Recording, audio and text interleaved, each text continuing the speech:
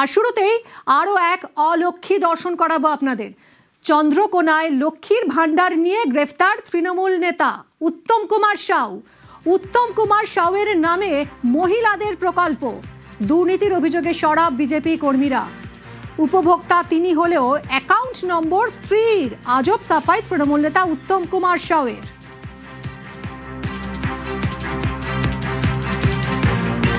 গ্রেফতার করা হয়েছে এই উত্তম কুমার সাউকে। পুরুষ লক্ষ্মী, এতদিন ধরে ইনি লক্ষ্মীর ভাণ্ডার পাচ্ছিলেন চন্দ্রকোনায়। লক্ষ্মীর ভাণ্ডার নিয়ে গ্রেফতার হলেন অবশেষে। উত্তম কুমার সাউয়ের নামেই মহিলাদের প্রকল্প, দুর্নীতির অভিযোগে সরব হন বিজেপি কর্মীরা। উপভোক্তা তিনি হলেও অ্যাকাউন্ট নম্বর তো স্ত্রীর, আজব সাফাই এই তৃণমূল নেতা উত্তম কুমার সাউয়ের। কখনো আমি এই লিস্ট খতিয়ে দেখিনি, কিংবা কিভাবে আমার নামটা ওখানে এসেছে সেটাও আমার জানা নেই। আমার কেবলমাত্র নামটা আছে, অ্যাকাউন্ট নম্বর, ফোন নম্বর অন্য একজনের, কিন্তু বেনিফিশিয়ারি নামের জায়গায় দেখা যাচ্ছে যে আমার নাম বসে আছে। এটা কিভাবে হয়েছে সেটাও কিন্তু আমার জানা নেই। অফিসিয়াল একটা কিছু নিশ্চয়ই মিস্টেক আছে, আর ওটাকে নিয়েই ওরা মাতামাতি করছে। কিন্তু যদি আমার কোনো ভুল থেকে থাকে তাহলে সেটা অফিসিয়ালভাবে কিংবা আইনি মারফত যেটা করণীয় সে ওনারা করতে পারেন, আমার কোনো অসুবিধা নেই। হ্যাঁ, সংশোধনের জন্য অ্যাপ্লিকেশন করব। এর আগে মুর্শিদাবাদেও এমন এক পুরুষ লক্ষ্মীর দেখা মিলেছিল, আর এবার আরও এক অলক্ষী দেখুন। চন্দ্রকোনায় লক্ষ্মীর ভাণ্ডার নিয়ে গ্রেফতার তৃণমূল নেতা উত্তম কুমার সাউয়ের নামেই চলছিল মহিলাদের প্রকল্প। দিনের পর দিন লক্ষ্মীর ভাণ্ডার পেয়ে এসেছেন কিনা এই উত্তম কুমার সাউ। মহিলাদের প্রকল্প, অথচ পুরুষ একজন তিনি ভোগ করছিলেন এতদিন ধরে। জালিয়াতি, লক্ষ্মীর ভাণ্ডারে আরও এক জালিয়াতি। দুর্নীতির অভিযোগে সরব হয়েছেন বিজেপি কর্মীরা।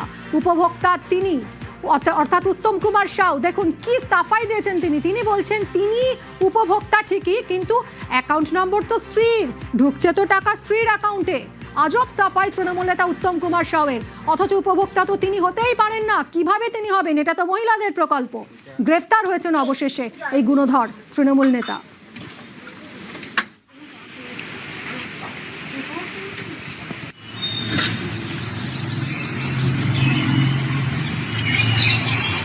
অবশেষে পুলিশের জালে এই গুণধর তৃণমূল নেতা। চন্দ্রকোনায় এই ঘটনা, চন্দ্রকোনায় লক্ষ্মীর ভাণ্ডার নিয়ে গ্রেফতার হয়েছেন তৃণমূল নেতা উত্তম কুমার সাউ।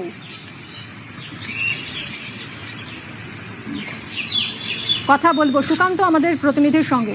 সুকান্ত, কতদিন ধরেই উত্তম কুমার সাউ লক্ষ্মীর ভাণ্ডার পাচ্ছিলেন? কিভাবেই বা ধরা পড়লেন? দেখো মিমি, প্রায় 2 বছর ধরে যেটা স্থানীয় মানুষ জানাচ্ছেন, এই উত্তম কুমার সাউ তিনি কিন্তু লক্ষ্মীর ভাণ্ডারের টাকা পাচ্ছিলেন। আর এই নিয়ে কিন্তু উঠছে প্রশ্ন যে কিভাবে এই মহিলাদের প্রকল্প, সেই প্রকল্পে উত্তম কুমার সাউ টাকা পাচ্ছিলেন, সেইটা নিয়ে কিন্তু অভিযোগ করেছে বিজেপি এলাকার বিজেপি নেতৃত্বরা।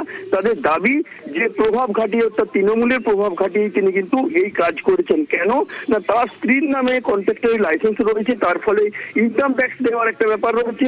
সেহেতু নিজের স্ত্রীর নামে নাম করে তিনি নিজের নামে করেছেন বলে দাবি করছেন। আর এই অভিযোগ পেয়ে কিন্তু উত্তম কুমার সাউকে প্রথমে আটক করে এবং তারপরে গ্রেপ্তার করা হয়েছে। এখন পর্যন্ত পুলিশ কিন্তু কিভাবে এই ঘটনা ঘটলো, এর সাথে কারা কারা জড়িত, পুরো ঘটনা নিয়ে কিন্তু পশ্চিম মেদিনীপুর জেলা পুলিশের আধিকারিক তিনি কিন্তু পুরো তদন্ত শুরু করেছেন। মিমি, সঙ্গে থাকো সুকান্ত। উত্তম কুমার সাউ বলে এক ভদ্রলোক, লক্ষ্মীর ভাণ্ডার ওনার নামে হচ্ছে।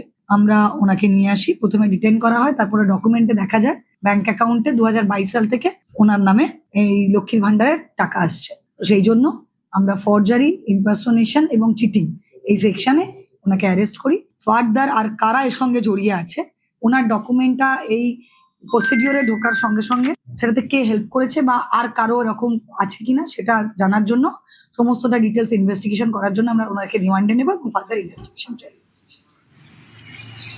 কথা বলবো আবারও সুকান্তর সঙ্গে। সুকান্ত, এই যে যখন লক্ষ্মীর ভাণ্ডার দেওয়া শুরু হলো, তখন কি কোনো রকম এগুলোকে পরীক্ষা করে দেখা হয়নি যে কে আদৌ পাচ্ছেন এই লক্ষ্মীর ভাণ্ডার? কিভাবে এই ব্যক্তি দিনের পর দিন, উত্তম কুমার সাউ দিনের পর দিন লক্ষ্মীর ভাণ্ডার পেয়ে গেলেন, অথচ কেউ জানতেই পারলো না, প্রশাসন জানতেই পারলো না?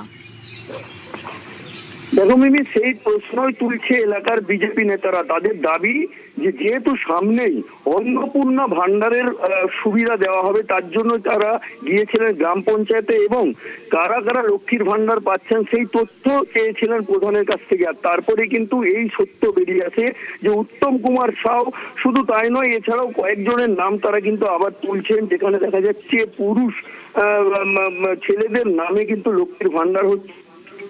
এবং শুধু পুরুষদের নয়, মহিলাদের ক্ষেত্রে যেখানে বয়সের একটা বার করে দেওয়া আছে যে 25 বছরের নিচে মহিলারা পাবেন না, সেই 25 বছরের নিচের মহিলারাও কিন্তু লক্ষ্মীর ভান্ডার পাচ্ছেন বলে অভিযোগ করেছেন বিজেপি নেতৃত্ব। পুরো ঘটনা নিয়ে কিন্তু জেলা পুলিশের আধিকারিক তারা কিন্তু তদন্ত শুরু করেছে এবং উত্তম কুমার সাউকে নিজেদের হেফাজতে নেবে এবং নিয়ে পুরো প্রক্রিয়া চালাবে যে কিভাবে এই ঘটনার সাথে কারা কারা জড়িত, অর্থাৎ গ্রাম পঞ্চায়েতের কর্মীরা তারা জড়িত কিনা বা প্রধান এর মধ্যে জড়িত আছে কিনা, পুরো বিষয়টি কিন্তু খতিয়ে দেখবে পুলিশ। আর এর জন্য উত্তম কুমার সাউকে কিন্তু গ্রেপ্তার করেছে এবং উত্তম কুমার সাউকে আগামী কাল আদালতে তোলা হবে বলে পুলিশ সূত্রে খবর। মিমি, ধন্যবাদ সুকান্ত।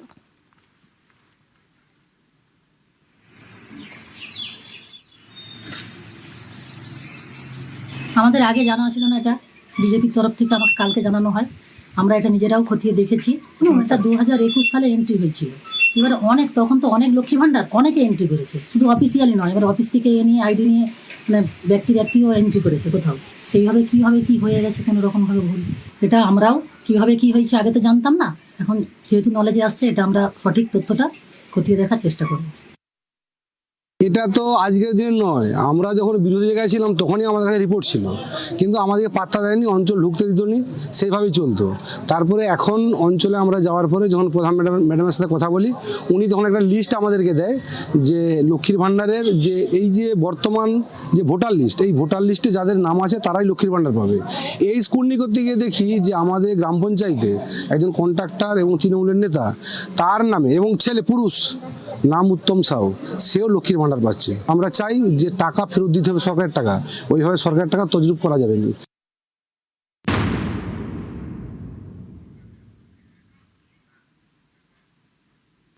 লক্ষ্মীর ভান্ডারে জালিয়াতি আরও ধরা পড়েছে। মুর্শিদাবাদের বহরমপুরের রাকিবুল শেখের অ্যাকাউন্টে লক্ষ্মীর ভান্ডারের টাকা জমা পড়েছে। নবান্নে সাংবাদিক বৈঠকে পর্দাফাঁস মুখ্যমন্ত্রী শুভেন্দু অধিকারীর।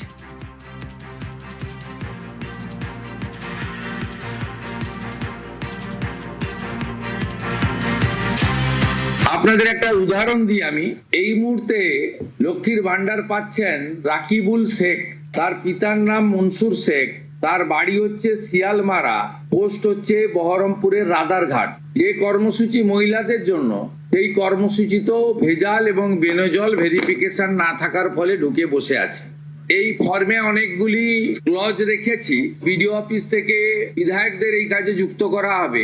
জনকল্যাণ শিবির হচ্ছে 15, 16, 17, সেখানেও ফর্ম ফিল আপ করার বা সহযোগিতা করার বা কেউ যদি কোনো এই ফর্মের কোনো একটি ক্লজ বা কোনো একটি বিষয়ে তার কোনো কনফিউশন থাকে, সেটাও করতে পারবেন। নবান্নে সাংবাদিক বৈঠকে পর্দাফাঁস করেছিলেন মুখ্যমন্ত্রী শুভেন্দু অধিকারী যে বহরমপুরের রাকিবুল শেখের অ্যাকাউন্টে ঢুকছে লক্ষ্মীর ভান্ডারের টাকা। কতদিন ধরে তিনি এই টাকা পাচ্ছিলেন, কিভাবেই বা তার প্রকাশ্যে এলো, আমরা জানবো। প্রণব রয়েছে সঙ্গে। প্রণব, দেখো, বছর 3 ধরে এই রাকিবুল শেখের অ্যাকাউন্টে কিন্তু এই লক্ষ্মী ভান্ডারের টাকা ঢুকতো এবং এই কথা মুখ্যমন্ত্রী সাংবাদিক সম্মেলন করে জানানোর পরেই কিন্তু তাকে কিন্তু বহরমপুর থানার পুলিশ তাকে গ্রেপ্তার করে এবং বিডিও অফিসের পক্ষ থেকে বহরমপুরের বিডিও তার নামে অভিযোগ দায়ের করে। তারপরে কিন্তু তাকে গ্রেপ্তার করা হয় এবং আজকে তোমার বহরমপুর জেলা জজ আদালতে তাকে তোলা হয় এবং 7 দিনের তাকে পুলিশ হেফাজতের আবেদন করা হয়েছে। তবে পুলিশি জেরায় রাকিবুল শেখ যে স্বীকার করেছে রঘুনাথগঞ্জের এক ব্যক্তি তার এই লক্ষ্মীর ভান্ডারের অ্যাকাউন্ট করে দিয়েছিল এবং সবচেয়ে চাঞ্চল্যকর দাবি যে সমস্ত ডকুমেন্টস কিন্তু কোনো এক মহিলার দেওয়া হয়েছিল, শুধুমাত্র তার ব্যাংক অ্যাকাউন্টটা দিয়েছিল এবং মুস্তাফিজুর রহমান নামে ওই ব্যক্তি কিন্তু বাড়ি হচ্ছে রঘুনাথগঞ্জ থানা এলাকার এবং বহরা এলাকাতে। এবং তারপরে কিন্তু এই গ্রেপ্তার হওয়ার পরে কিন্তু সেও কিন্তু গা ঢাকা দিয়েছে। আমরা তাদের বাড়ি গিয়েছিলাম, কিন্তু সেখানে থেকে সে রীতিমতো উদাও হয়ে গিয়েছে এবং এলাকার লোকজন কিন্তু এই ব্যাপারে মুখ খুলতে পারেনি। তবে পুলিশের ধারণায় এর সঙ্গে বড় ধরনের কোনো র্যাকেট জড়িত আছে এবং আরো অনেকেই এই ঘটনার সঙ্গে যুক্ত। তাকে নিজেদের হেফাজতে নিয়ে সেই তথ্য কিন্তু বের করার চেষ্টা করছে বহরমপুর থানার পুলিশ। একদমই। রাকিবুল কি বলছে ধরা পড়ে গিয়ে, রাকিবুলের কি বক্তব্য শুনবো। ওই মোটামুটি বছরখানিক এরকম হবে সামথিং, না লক্ষ্মীর ভান্ডারের জন্য অ্যাপ্লাই করে নেবে। ঢুকতো তখন আমি চেক করলাম অ্যাকাউন্ট বই, এই ব্যাপার আপডেট যখন করলাম বুঝতে পারলাম না, বিডিও অফিসে জানাই দেবে। হ্যাঁ অনলাইন, কিন্তু এবার ব্যাপারটা হচ্ছে ঢুকতো, আরও কয়েকটা বন্ধুকে আমি পরামর্শ নিলাম, হ্যাঁ যে ঢুকছে ঢুকুক, অসুবিধা নাই, এরকম দুর্নীতিবাজ তো চলছে এই সরকার থাকাকালীন। আমি বলে না, আমি তো একা দুর্নীতিবাজ করিনি, করেছে তো অনেক। সেই সব দুর্নীতিগুলোকেও দেখতে হবে, কারণ আমি যদি সরকার যদি আমাকে যেরকম স্টেপ নেবে সরকারি নিয়ম অনুসারে, সেভাবে আমাকে যেতে হবে আর কি, সরকারের নিয়ম অনুসারে। রাকিবুল স্বীকার করেছে, হ্যাঁ সে দুর্নীতি করেছে। রাকিবুল এবং তার স্ত্রীর নাম ভোটার তালিকা থেকে বাদ পড়েছে। লক্ষ্মীর ভান্ডারের পর্দা ফাঁস হতেই রাকিবুলকে গ্রেফতার করে বহরমপুর থানা। এটা তো আমাদের কাছে ডেটা থাকে না, এটা যেহেতু দুয়ারে সরকার ক্যাম্পের মাধ্যমে আমাদের ওনারা জমা করেন এবং কিছু কিছু হয়তো অনলাইনও করেন। এবার সেটা তো ব্লক ভেরিফাই করে পাঠায়, তো সেই হেতু হয়তো হয়েছে, সেটা আমাদের জানা ছিল না। ব্লক ভেবে দেখবেন যে না কিভাবে কি স্টেপ নেওয়া যায়। নিউজ ফ্ল্যাশ নিবেদন করছে সাফেদ ডিটারজেন্ট পাউডার। সাফেদ 500।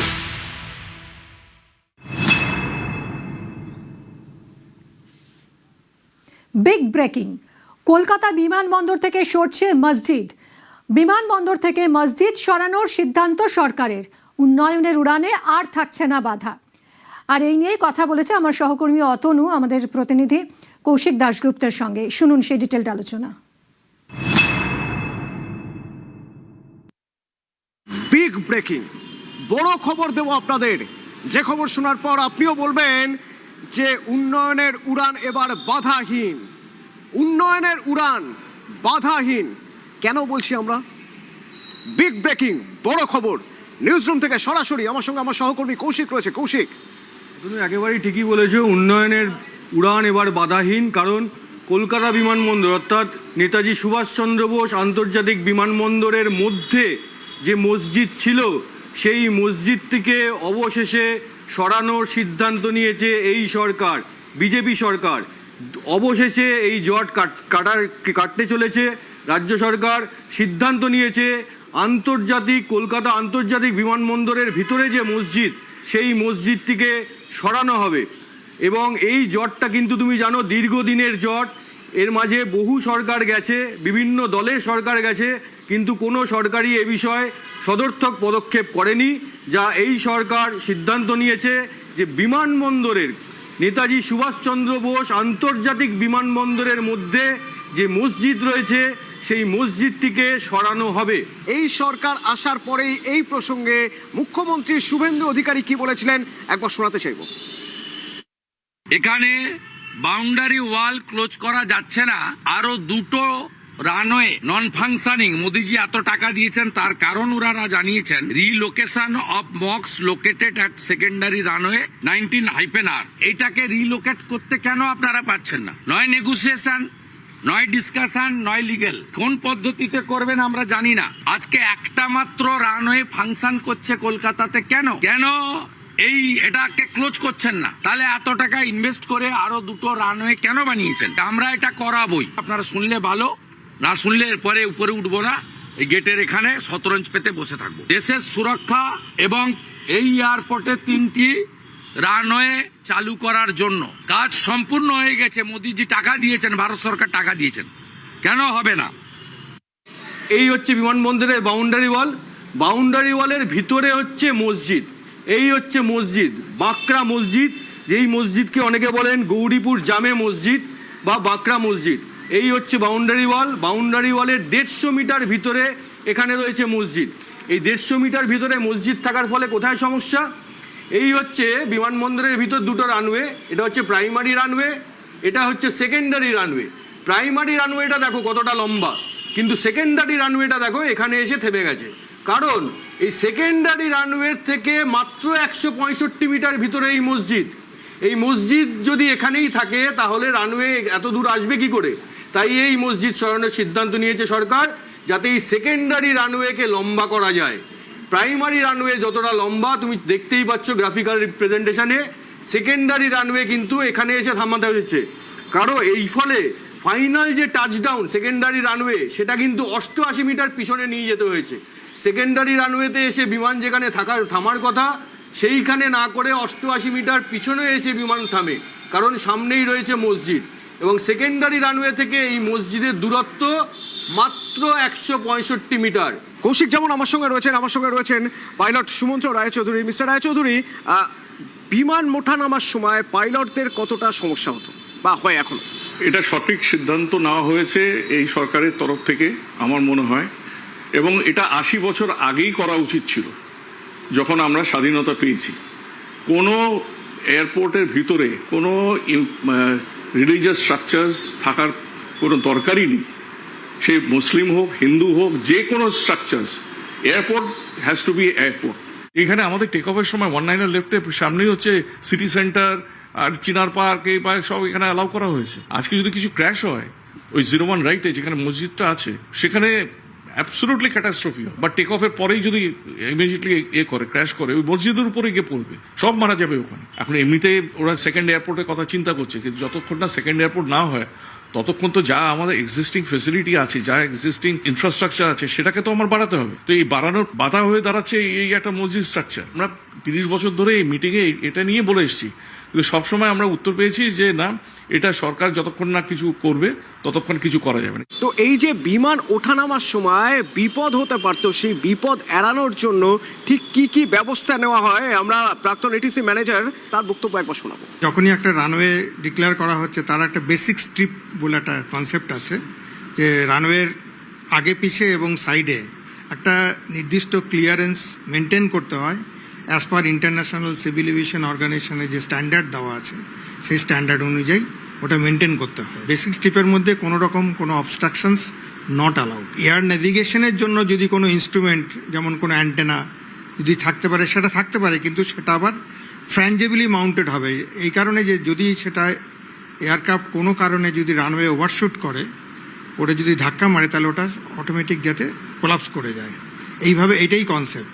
আমার অপর সহকর্মী আবির আমার সঙ্গে রয়েছে। বাধা কোথায় ছিল, সমস্যা কোথায় ছিল, কেন করা হয়নি এতদিন? প্রথমত তো এর ক্ষেত্রে একটা রাজনৈতিক সদিচ্ছার অভাব ভীষণ রকম ভাবে ছিল, এবং অতনু তোমাকে আমি জানিয়ে রাখি যে গত বিধানসভার অধিবেশনের সময়তে তৎকালীন রাজ্য সরকারের তরফ থেকে একটি বিষয় আলোচনার জন্য নিয়ে আসা হয়। সেখানে কি ছিল আলোচনাতে তারা উল্লেখ করেছিলেন যে সরাসরি ইউরোপের যে বিমান কেন কলকাতা থেকে চলছে না, এবং সেই আলোচনাতে তৎকালীন বিরোধী দলনেতা যিনি বর্তমানে মুখ্যমন্ত্রী তিনি অংশগ্রহণ করেছিলেন, এবং সেখানে তিনি তার বক্তৃতার মধ্যে সেই সময় রাজ্য সরকারের কাছে আবেদন করেছিলেন যে বারবার মিনিস্ট্রি অফ সিভিল এভিয়েশনের তরফ থেকে, কেন্দ্রীয় অসামরিক বিমান পরিবহন মন্ত্রকের তরফ থেকে বারবার রাজ্য সরকারের কাছে অনুরোধ করা হচ্ছে ওখানে যে ধর্মীয় স্থানটি রয়েছে, মসজিদটি রয়েছে, সেটাকে যেন সরিয়ে নিয়ে যাওয়া হয়, কিন্তু তখনও সরানো হয়নি এবং সেটা কার্যত প্রায় 2.5 বছরের বেশি সময় হয়ে গেল।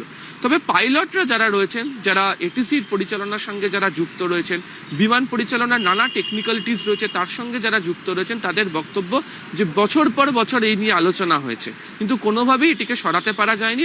লেংথটা তো short, length minimum has to be 10,000 and above. কোনো ব্রেক ফেলস হলে বা কোনো অ্যাবর্টেড টেক অফ হলে সেখানে যত লম্বা হবে তত ভালো। অত বড় বড় প্লেন নিয়ে এসে ছোট রানওয়েতে ল্যান্ড করা ইজ ভেরি ডাইসি। আর তারপরে যদি মেকানিক্যাল ফেলিয়ার হয় বা ইঞ্জিন ফেলিয়ার হয়, সেখানে যদি ওভাররান হয়ে যায় বা শর্ট ল্যান্ডিং হয়, ক্যাটাস্ট্রফিক। এটা যারা এই স্ট্রাকচারটার দায়িত্বে আছে তাদের এটা বোঝা উচিত। নিউজরুম থেকে কৌশিক রয়েছে। কৌশিক, তুমি দেখাচ্ছিলে যে কোথায় সমস্যা, কোথায় জটিলতা, ঠিক কোন জায়গায় পড়ে রয়েছে, তুমি গ্রাফিক্যালি দেখাচ্ছিলে। এবার আমরা কি দেখতে পাবো? বিমানবন্দর সবার আগে বলে দেয় একটা বিমানবন্দর সেই শহরের অর্থনীতি কোথায় দাঁড়িয়ে, তার অর্থনৈতিক মেরুদণ্ডটা কতটা শক্তিশালী। কারণ সেই বিমানবন্দর দিয়ে কটা ইন্টারন্যাশনাল ফ্লাইট যায়, কত ঘন ঘন বিমান যাতায়াত করে, সেই বিমানবন্দর দিয়ে কত যাত্রী যাতায়াত করে, যাত্রী পরিষেবা পায় সেই বিমানবন্দর থেকে। এর থেকে বোঝা যায় ওই শহরের অর্থনীতিটা কোথায় দাঁড়িয়ে। কিন্তু কলকাতা বিমানবন্দরে এইটা একটা বড় সমস্যা ছিল, দীর্ঘদিনের সমস্যা, যেটা রাজ্য সরকার একটা তাদের সদিচ্ছার জন্য, রাজনৈতিক সদিচ্ছার জন্য এই যে সমস্যাটা, জটিলতাটা অবশেষে কাটতে চলেছে।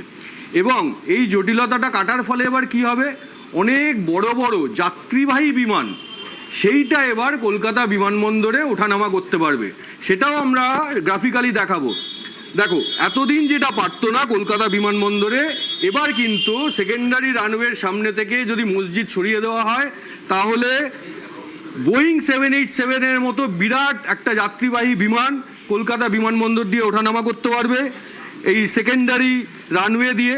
এছাড়া তোমার এয়ারবাস A330-র মতো বিমানও এই সেকেন্ডারি রানওয়ে দিয়ে যাতায়াত করতে ওঠানামা করতে পারবে। ফলে এইটা কিন্তু একটা উন্নয়নের উড়ান। এই যে এতদিন এখানে সেকেন্ডারি রানওয়ের সামনে এই জায়গাটায় একটা মসজিদ ছিল, যেই মসজিদটা থেকে সেকেন্ডারি রানওয়ের দূরত্ব ছিল মাত্র 165 মিটার, কিন্তু এই বিমান ওঠানামার ক্ষেত্রে, অসামরিক বিমান পরিবহনের ক্ষেত্রে আমাদের দেশের যেমন নিয়ম রয়েছে, আইন রয়েছে, তেমনি আন্তর্জাতিক আইন রয়েছে। সেই আইন বলে কোনো রানওয়ে থেকে রানওয়ের সামনে অন্তত 240 মিটার দূরত্বের মধ্যে, অন্তত 240 মিটার দূরত্বের মধ্যে কোনো রকম অসামরিক স্ট্রাকচার থাকতে পারে না। আমাদের কলকাতা, এই কলকাতার ইমেজ আন্তর্জাতিক ক্ষেত্রে কোন জায়গায় পৌঁছে যাবে? আসলে যখন মসজিদটি তৈরি হয়েছিল তখন ফাঁকা জমি ছিল, সেখানে একটি মসজিদ তৈরি হয়েছিল। তারপর যত দিন গেছে কলকাতা উন্নত হয়েছে, কলকাতা বড় হয়েছে, সেখানে আন্তর্জাতিক বিমানবন্দর তৈরি হয়েছে, কিন্তু এই মসজিদটি মসজিদের জায়গাতেই রয়ে গেছে, যেটা একটা উন্নয়নের উড়ানের পথে একটা বড় বাধা ছিল হিসাবেই দেখেছেন অনেকে, যেটা সরিয়ে দেওয়ার সিদ্ধান্ত নিয়েছে এই সরকার। এই সরকার 9 তারিখ শপথ নিয়েছেন মুখ্যমন্ত্রী, তারপর থেকে একের পর এক সিদ্ধান্ত নিয়েছেন। কিন্তু এই যে সিদ্ধান্ত, এটা কিন্তু একটা অত্যন্ত গুরুত্বপূর্ণ এবং তাৎপর্যপূর্ণ সিদ্ধান্ত, যেটা দেখে অনেকেই মনে করছেন যে নেতাজি সুভাষচন্দ্র বোস আন্তর্জাতিক বিমানবন্দর এবার প্রকৃত অর্থেই আন্তর্জাতিক হবে এবং দিল্লি, মুম্বাই, বেঙ্গালুরু, হায়দ্রাবাদ, কোচি প্রতিটা আন্তর্জাতিক বিমানবন্দরের সঙ্গে এবার টেক্কা দেবে আমাদের কলকাতা বিমানবন্দর। হেডলাইন